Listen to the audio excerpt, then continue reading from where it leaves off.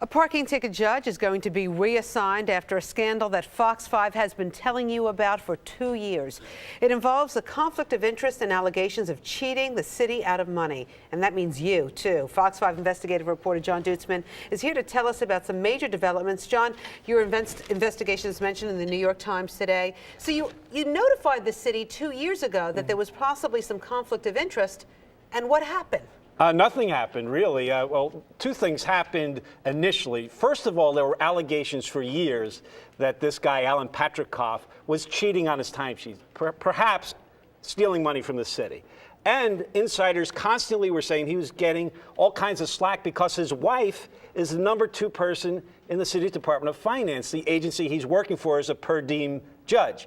Well, we went out, and within a short period of time, Rosanna, maybe a week or so, we caught him 3 times where his login sheets did not match up the time he was actually at work. The city's Department of Investigation followed us and found the same things. The thing that's new in the Times, they got the exact amount of money now. $8,645 was in question, 179 hours in question that he possibly cheated the city out of. But instead of making an arrest, instead of saying they have probable cause for an arrest here for possible grand larceny, DOI turned it over to Martha Stark, who's the Commissioner of Finance, whose #2 person is Alan Patrikoff's wife, and she decided he really didn't do anything wrong, as he testified to under oath that he did some work at home and in his car. But wait, let me ask you, was there any proof that he actually did that? Absolutely no proof whatsoever. We've asked for that proof. And the very weird thing is 2 years ago when we caught him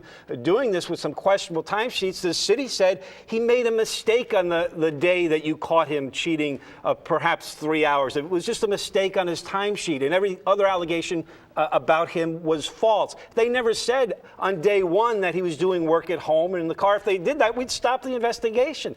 Still to this day, we have no proof that he did any extra work, and there's no other judge in the city at his level that does work at home or in the car. They're not allowed to do it. So what happens from here? From here, there's serious questions about Martha Stark and her involvement in this thing. There's serious questions about DOI. Why did they just refer it to Martha Stark and not go for at least an arrest here?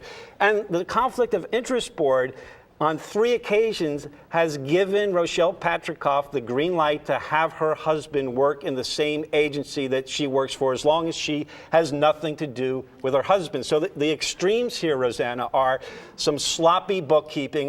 Just throw some money. What's a few $1,000s, right? Whatever. 2, a conspiracy to cover up a grand larceny involving the Commissioner of Finance, possibly Alan Patrikoff's wife and Alan Patrikoff. That's the extreme of this. And the other side is, well, maybe he did do work at home. And maybe that's true. But if it's true, where's the proof? And is he still working there? He apparently is being reassigned now, according to this article in the Times, to another city agency. We're not sure about exactly where he's going to go. But keep in mind, Rosanna, this is the same city where Mayor Bloomberg years ago walked in on an office, saw a guy playing solitaire on a computer, and fired him on the spot. Yes. We're talking $8,645 that are in question with no proof that he did the work for this money. And if, in absence of that proof, it's astounding that nothing has happened. John Dutzman, good investigative work, and you're going to stay on top of the story, obviously. Yes. All right. Thanks so much, John.